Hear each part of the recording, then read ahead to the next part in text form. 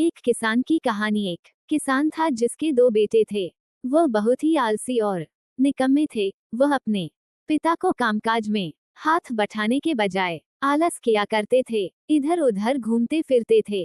किसान को अपने बेटों की बहुत फिक्र थी। वो सोचते थे कि मेरे मरने के बाद इनका क्या होगा, यह अपना पेट कैसे भरेंगे, अपने परिवार को कैसे संभाल पाएंगे। एक दिन किसान की हालत बहुत ही गंभीर थी। कहने का मतलब किसान मरने की हालत में था। तभी किसान ने अपने दोनों बेटों को बुलाकर उनसे कहा कि हमारे खेत में एक खजाना गड़ा हुआ है, लेकिन वह किस जगह है उसकी जानकारी मुझे भी नहीं है, लेकिन खोदने बाद तुम्हें वो खजाना मिल जाएगा। इतना कहकर किसान भगवान को प्यारे हो गए।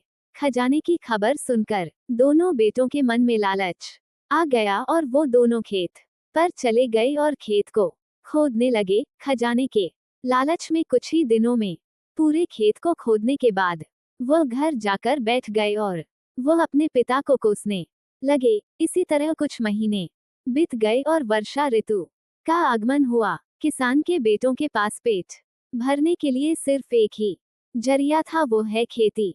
तब बाकी किसानों की तरह किसान के बेटों ने खेत में बीज बोने शुरू कर दिए। वर्षा का पानी पाकर वह बीज अंकुशित हुए और देखते ही देखते खेत लहराने लगे। ऐसा लग रहा था कि हवा के झोंके से लहरा रहा था। ये देखकर किसान के बेटे बहुत खुश हो गए। उनको समझ आ गया कि परिश्रम ही सच्चा धन होता है और वो उसी तरह से अपने पिता के शब्दों का मोल भी समझ गए और अपने कामकाज में लग गए। ये कहानी रोमांचक और प्रेरणादायक है। इसी तरह कुछ अजीब कहानी पाने के लिए हमारे चैनल सब्सक्राइब अवश्य करें। धन्यवाद।